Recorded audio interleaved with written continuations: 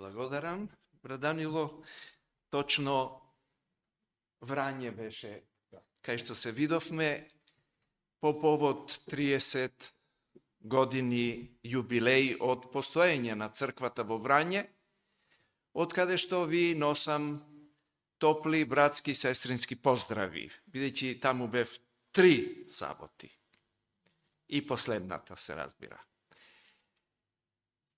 Тоа беше јубилеј, а зошто и Данило беше таму со сестра Перса и Рајна, сестра Рајна и Верче беше, така, делегација од Скопје, да се знае дека и Скопје е на јубилејот во Врање, ама со повод, бидејќи првиот верник од Врање, од таа сега нова црква, 30 години, беше крстен благодарение на мисионскиот дух на брат Данило, кој што повезувал некои студенти, меѓу кои се најде дека е и брат Горан Станковиќ, кој што се крсти во Скопје. И бидејќи тоа беше првиот верник, не земајќи ги во предвид нивните верници од она време кога таму немало црква. Односно, биле некои куќни цркви со познати денес имиња, како Драгиша Стојчевиќ, по кој што го носи името на Теолошкиот факултет во Белград, Драгиша Стојчевиќ, и дури една глумица ја спомнуваа. Каја. Така е. Ето, и глумците имаат место кај Господа.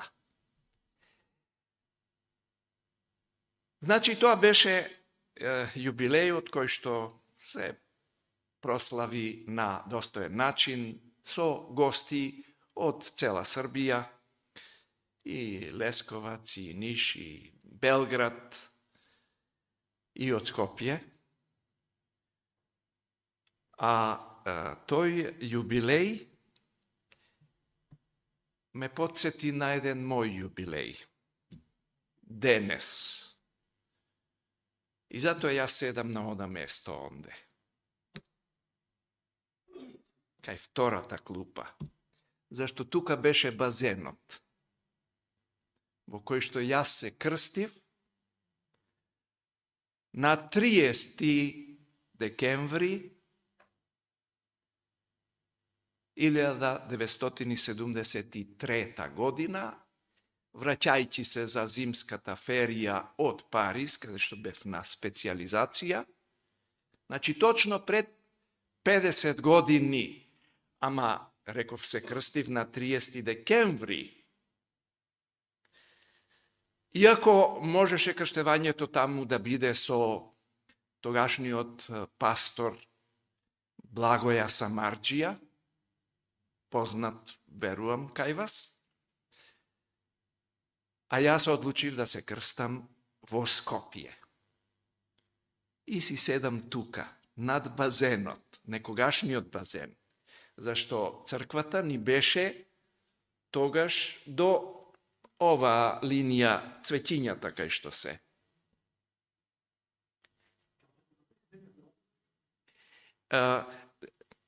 Значи, црквата беше оваа линија. Ова беше позади место за гаража на проповедникот, што 1979 година Јужната црквена област одлучи да се прошири црквата. И добро направија, навистина добро, братски, јас се сеќавам, не знам, брат Зоран се сеќава Иванко Илиев, да. Да, тоа беше едно градилиште, кое сега го има својот лик. Значи, на 30 се крстив, ама некаде на почетокот на декември, како сега, втори, јас го, како пријател, во Париз, во црквата, а почнав одовде. Прва црква што сум ја видел беше овде и сонив сон. Го видов на сон Христовото доаѓање. Значи, на почетокот на декември. Христовото доаѓање. Не знам вие дали сте го виделе, јас го видов на сон. Беше страшно. Страшно. Пострашно од страшно. И тоа беше кај мене мотив за одлука, јас ќе сторам завет со Господа. Ќе се венчам символично и ќе му бидам верен на Господа по секоја цена.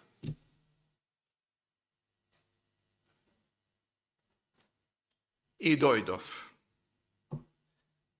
И тука некаде една недела пред 23 декември, се сретнав со Богдан Бибуловиќ, беше тука како помошник на пасторот Милош Радовановиќ, кој што го изврши тој обред на крштевање.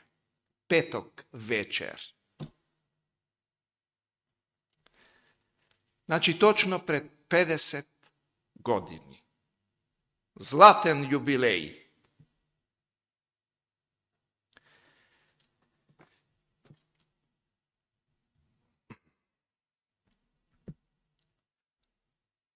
Ајде ќе отвориме Божјата реч. Римјаните 13:11. И знаејќи го ова време, дека веќе дошол часот или настапил часот да станеме од сон, зашто сега ни е спасението поблиску, отколку кога поверувавме. Јас пред 50 години, повеќе од 50, вие си го знаете вашиот момент, 32? Да. Убава бројка, ама поблиску сме сега отколку тогаш. Поблиску. Значи да станеме од сон. А за ова ќе ни послужи еден пример од природата.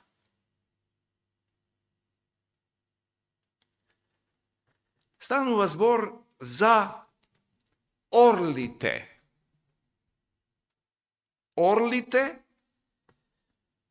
кои што живеат и виткаат гнезда на високите врвови, највисоките врвови од планините. женката од орелот го бира мажјакот. Таа го бира. Не знам, во човечкиот род, мислам дека е исто. Исто е. Таа го бира.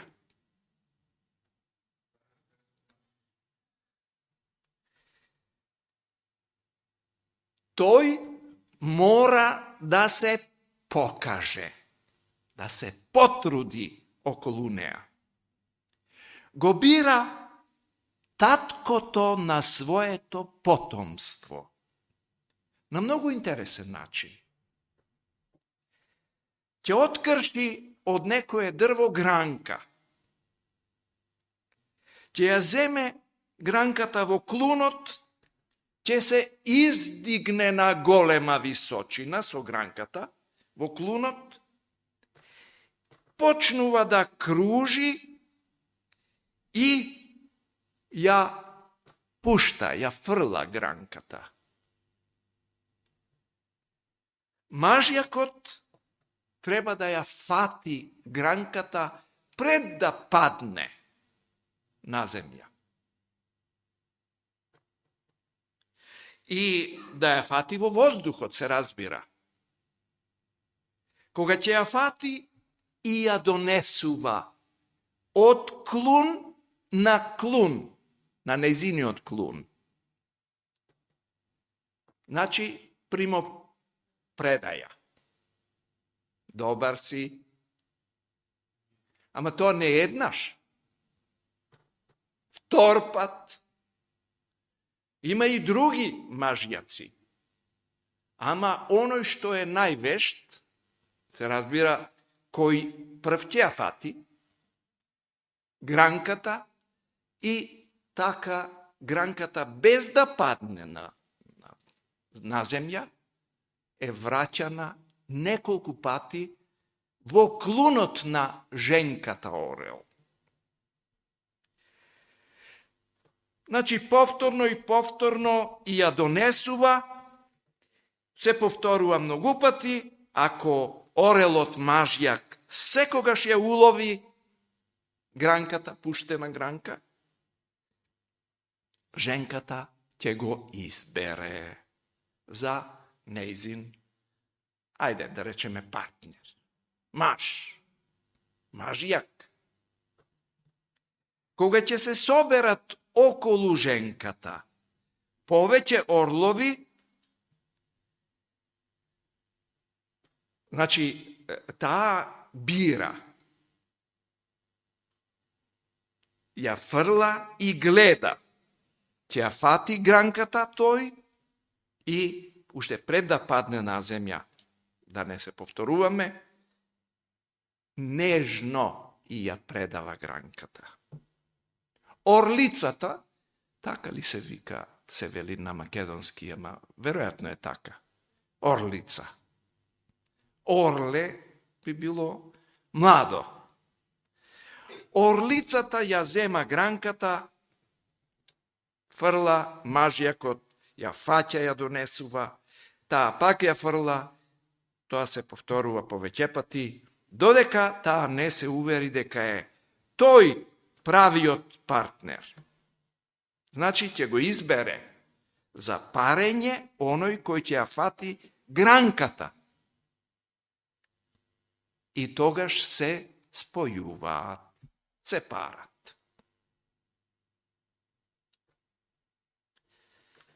А за тоа зошто ја фрлала гранката, ќе ни стане јасно малку подоцна. Потоа одат на високата карпа и почнуваат да виткаат гнездо.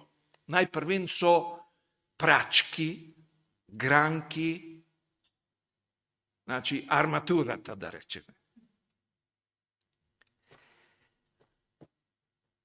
Потоа се случува нешто многу интересно. Откако ќе го свиткаат гнездото, едниот од другиот си кубат од своите перја, пердуви, си кубат и тоа го вложуваат во гнездото.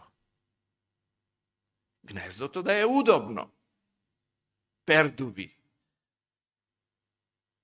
Имам еден јорган сега кај што сум сместен од пердуви. Многу пријатно. Значи, го прават гнездото меко, топло. Во такво меко и топло гнездо орлицата ќе снесе јајца, од кои ќе се испилат орлиња. Голи. Како јас, како ти, кога сме дошле на овој свет.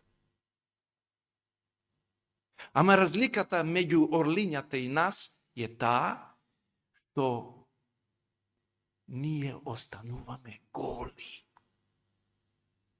до крајот на животот. Сега да не е срамотата голема, па си шиеме, си плетеме. Единствено живо создание на земјава, што си шие, плете, везе, си прави облека е човекот. Единствено. Сите други созданија, Господ, ако се голи, ги облекува. И на орлињата почнуваат да им растат оние први пердувчиња, па крилјата, па опашката, и веќе Господ ги облекол. Што не е случај со нас. Ние мора да ја криеме нашата страмотија. Единствено живо создание, човекот. Затоа што ја загуби својата божествена облека во рајот, со падот во грев, ги облекуваше светлина, тоа беше нивната облека. Ама надвор од рајот, веќе мораше да си прават облека. Уште во рајот сплетоа, нели, лисја од смоква и се покрија. За до ден денешен човештвото да шие облека.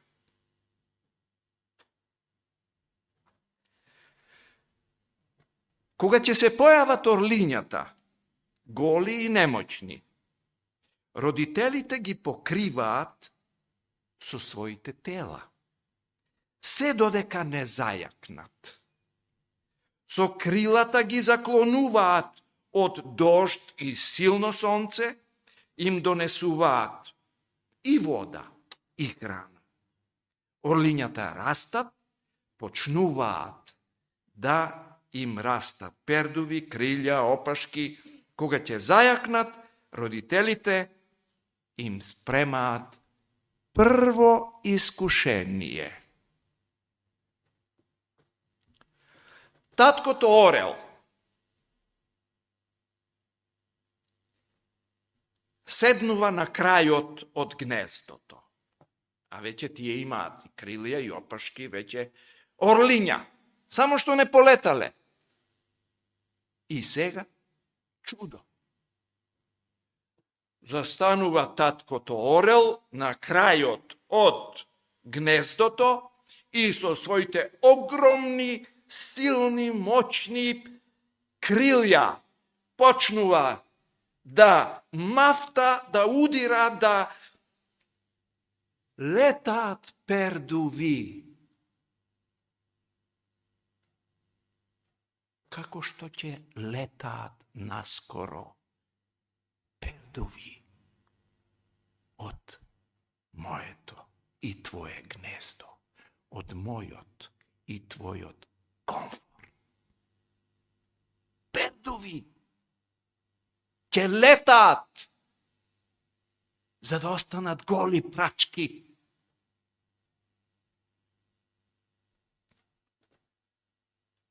Зошто?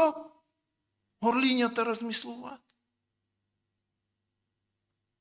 За да ги изврли сите пердуви, за да остане гнездото само од прачките што биле свиткани на самиот почеток. За нив е само, ама зошто? Зошто вака? Зошто ова? Орлињата седат во тоа растресено гнездо, тешко им е, неудобно, нема веќе пердуви, не разбираат што се случува. Тато и мама беа толку фини, нежни, се грижеа за нас. Зошто сега, откаде ваква промена? Во нивните глави е таа мисла. Поголемо сега искушение. Ајде што сега седат на голи прачки. Нема пердуби, нема топло гнездо. Мајката орлица на едно 5-6 метри подалеку од гнездото си доаѓа со риба и си ја јаде сама. А тие се гладни.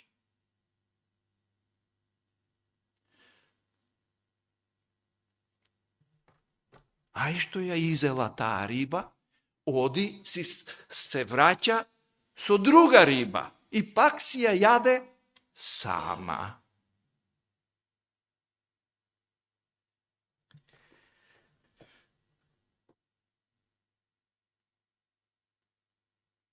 Орлињата седат во гнездото, гладни се, врескаат, не разбираат што се случува. Можам да ги замислам. Како врескаат, гладни, ај не се голи, ама го нема комфорот. Порано беше се поинаку. Мама и тато ги хранеа, ги поеја. Сега наеднаш исчезна љубовта. Гнездото е тврдо, нема пердуви. Родителите јадат риба, а на нив не им даваат. Што да прават сега? Ако сакаат да јадат, мораат да излезат од гнездото.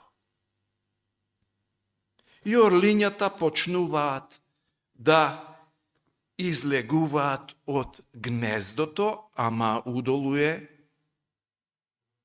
и длабоко, и високо, и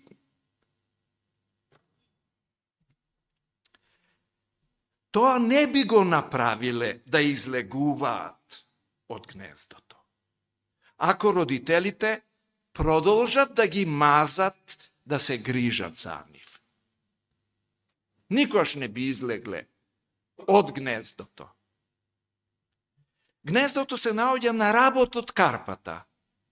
Паѓаат, ништо не умеат, ништо не знаат, невешти се, орлињата доаѓаат до работ од гнездото, мафтаат со крилјата и полетуваат во амбисот.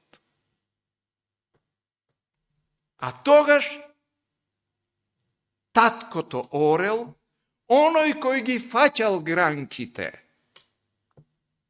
лепнува стрмоглаво надолу и го фаќа тоа првото што скока на својот грб, пред да се разбие на острите карпи, го враќа во неудобното гнездо. На грб.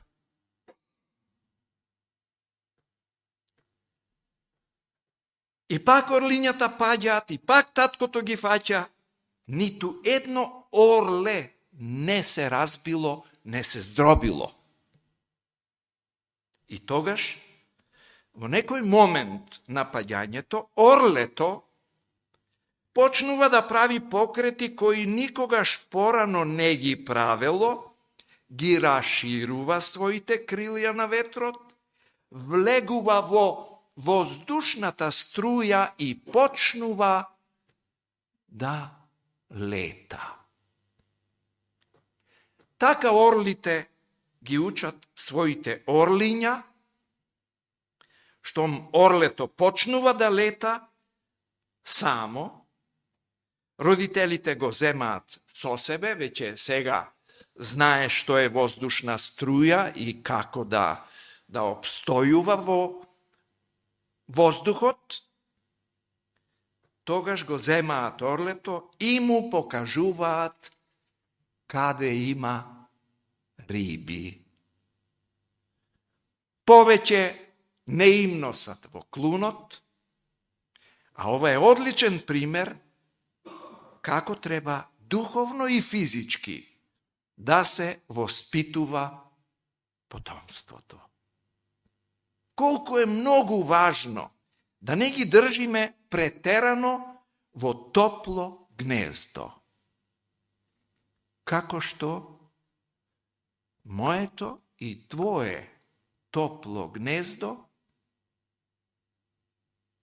иде часот кога нашиот татко ќе го раздува.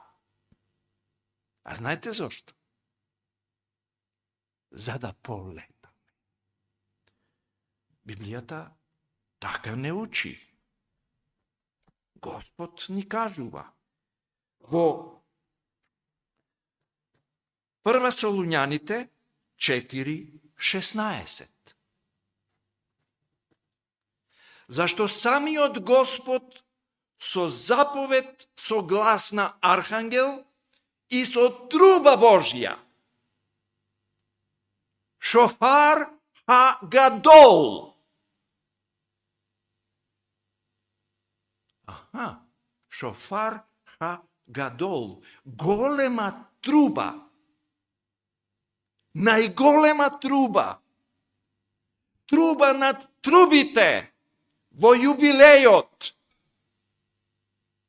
Последниот јубилеј доаѓа Господ, бидејќи трубата е еден од 7 празници. Трубење. Првите 4 празници ги знаеме. Пасха,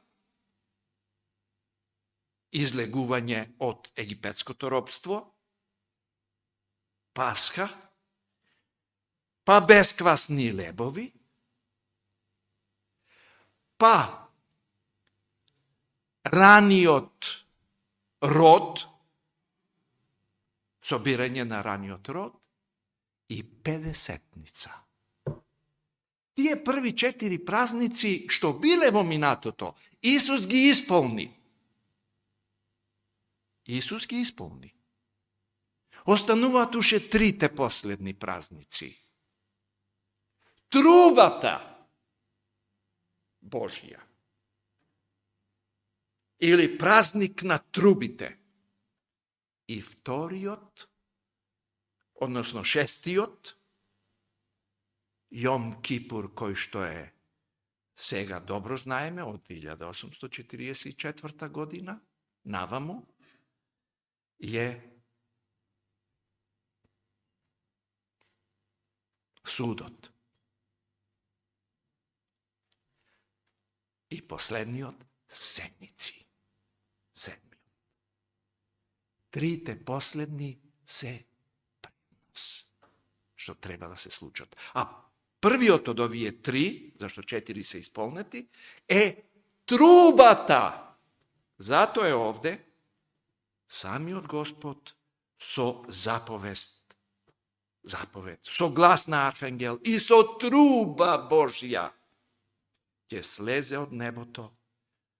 А знаете зошто е таа труба? Затоа што таа труба вели и мртвите, умрените во Христа, ќе ги воскресне најнапред. Трубата треба да ги пробуди умрените во последниот јубилеј. A потоа, ние живите, кои сме останале заедно со нив, ќе бидеме земени, на облаци. Полетавме. Орлињата летаат. Со својот татко.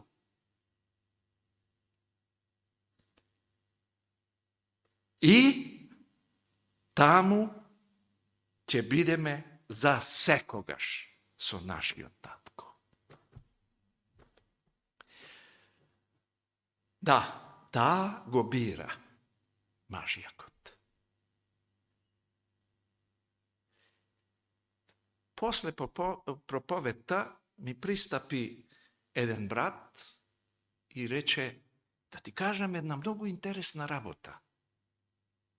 Кај нас во Врање, еден угостител има огромен кафес со еден пар, значи мажјак и женка орли. Значи, како дел од зоолошка градина. И една сабајлина станал и видел дека орлицата му ја откинала главата на орелот.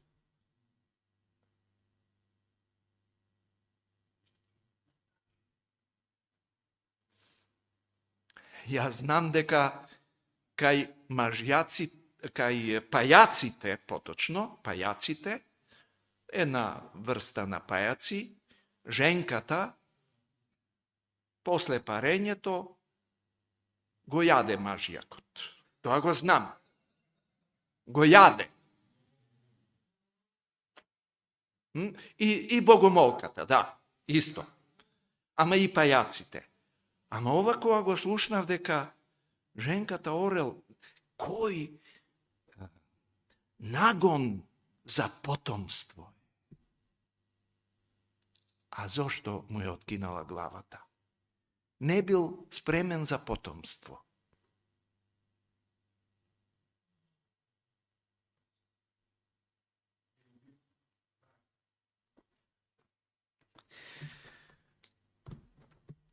Значи,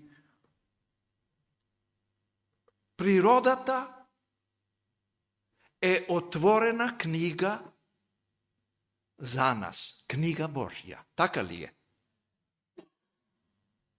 Овој пример со орлите и орлињата кои треба да полетаат, има многу наравоученија. Навистина. Дали сте летале некогаш? Јас на сон сум летал. Најубавото чувство. Отприлика тоа време кога го видов и сонот за Христовото скоро, второ доаѓање.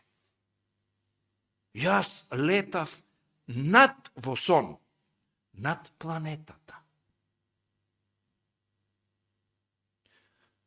Подоцна со авион, само со авион.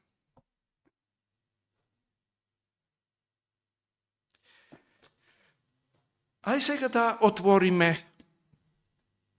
во 2 Мојсеева 19.4. 2 Мојсеева 19.4. Не видовте ли што им сторив што им направив на мисирците, односно египтјаните? И како ве носев на орлови крилја и ве доведов кај себе. 40 години лутање низ пустината. 40 години небесна храна, мана. Мана, знаете зошто е мана се вика. Кога се разбудиле тоа утро, прв пат, кога Господ рече, не грижете се, утре имате леб. и виделе нешто бело, нешто сладко, како медено, мана на еврејски. Што е ова? Значи, мана значи, што е ова? Па тоа што е ова, Господ е спремен и нам, на неговите орлиња, наскоро, кога ќе летаат пердуви од нашите гнезда, кога ќе останат голи прачки, ама многу скоро, верувајте. Знаете зошто скоро? Исус Навин ги воведе во Мојсей мораше, заради онаа грешка што ја направи, да остави. Влез во Ханан, земски. Иако е тој сега на небо. Неговиот заменик Джошуа или Исус Навин, или во оригиналот Исус Нунов. И Исус Навин, таков го знаеме, таков еве и ќе го кажеме, после колку години ги внесе? 40 години. 40 години. Години лутање низ пустината. Нашиот Исус, и ние имаме Исус, не само Стариот Завет, нашиот е вистинскиот, што се јави да биде наш брат, наш роднина, наш пријател. А нивниот одеше по нив она стена, карпа, коринтијаните, која идеше по нив, а тоа беше Исус.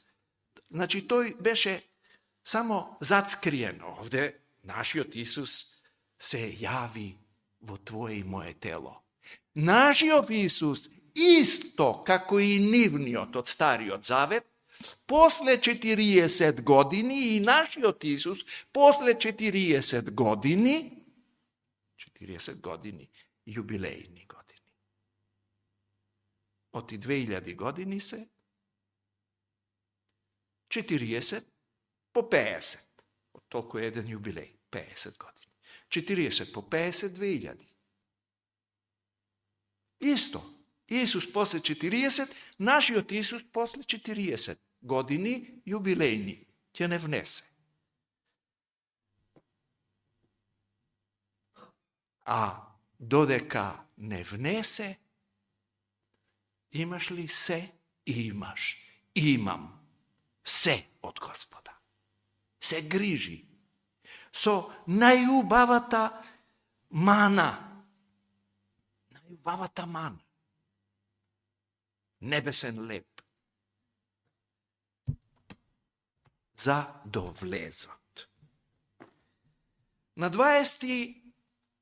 јули 1782 година Соединетите Американски држави го избраа орелот како национален символ. А имало предлози ќурка е женка. Мисир, ама Мисир е египтјанец. Ќуран. Мисирка е женка. Мисирка е женка. Ама ќуран, мажјак од мисирка.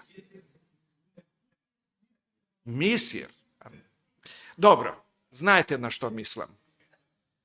Мисир или ќуран бил предложен да биде национален символ на Соединетите Американски држави. Кој ќуран ќе го води светот денеска? Морало да се исполни пророштвото. Орел.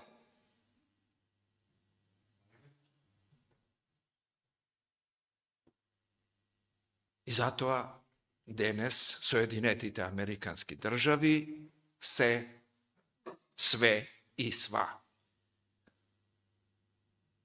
Не земајќи ги во предвид и овие баланси денес во геополитиката кои се случуваат во наше време. Се кажува, еве денес е во Дубај, знаете, големиот оној собир на сите вавилонски чинители, да се потпише, да се прогласи, да се заради климатските промени неделниот закон. Неделниот закон. Тоа Ќуран не би можел да го направи и спроведе. Орелот може. Скопје беше центар на светот, на големите настани од ОПСЕ или ОСЦЕ, Организација за европска сигурност и безбедност. Извлековме ли некои поуки? Гледавме вести, нели? Како рогови во вреќа, едноставно речено. Сите рогови во вреќа. Со разни обвинувања, со дипломатија, она, тоа не е наше, ама заради општата ситуација и констелација во светот, ова мора да го спомнеме. Зашто орлињата треба да полетат? Драги орлиња, драги мои браќи и сестри во Христа, одиме дома, наше дома. Овде не е наше дома.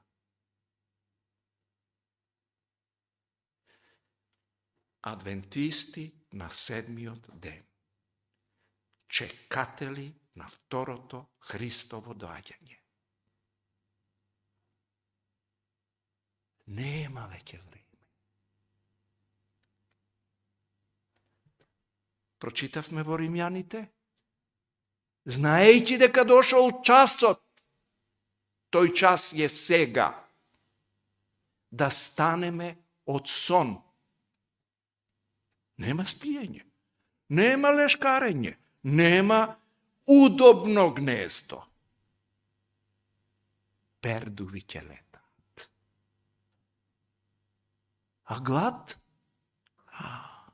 А тек глад? Не за лепи вода, туку за речта Божја.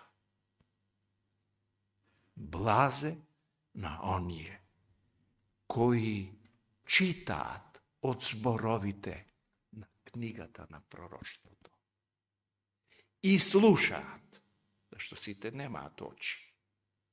Има што се слабовидни или слепи, ама може да слушаат, зашто времето е близу. Овде е синопсисот, овде е сценариото на сите настани. Знаењето, што одовде доаѓа, вреди. Знаењето кошта. Ќе кошта. Знаете која разлика е меѓу знаење и незнаење?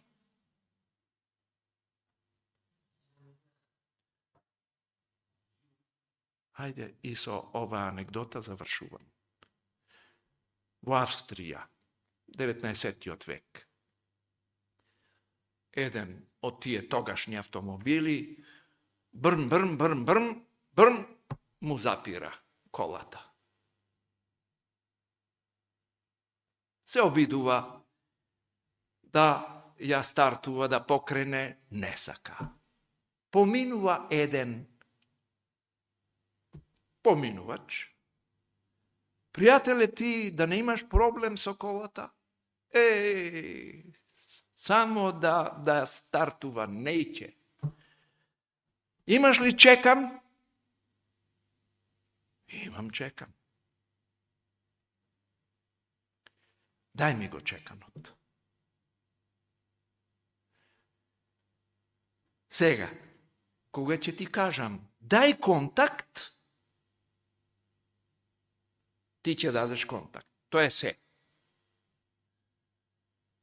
Значи, отворена хауба, дај контакт и овој со чеканот. Бам, бум, бум, бум, бум, бум, бум. Колата почнува. Леле ме спаси, леле колку ти должам. 1000 шилинзи. Ти не знаеш што зборуваш, какви 1000 шилинзи? Само за едно удирање со чеканот 1000? Не. Удирањето е само 1 шилинг. А 999 е да знаеш кај треба да удриш. Кај треба да удриш. А тоа бил Форд. Негов автомобил. Тој знае кај да удри. А само 1 шилинг е мавањето.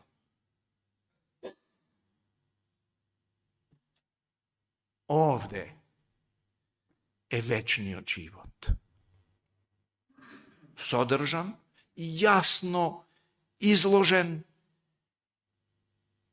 Немете само да мислиме дека готово е. Тоа ќе бидеме стварно лаодикејци. Се знам, ништо не ми треба. Па ние и на небото ќе ја проучуваме. Ма не сме завршиле. Големата борба уште нема завршеток на крајот. Големата борба меѓу доброто и злото. Ние знаеме, со Христовото доаѓање, 6000 години, грев, толку е одредено. Тоа вели и духот на пророштвото, и сите пионери. Значи, ние сме на прагот на вечноста. Христос доаѓа, драги наши орлиња. Нека му е слава и фала за поуките што ни ги дава. Амин.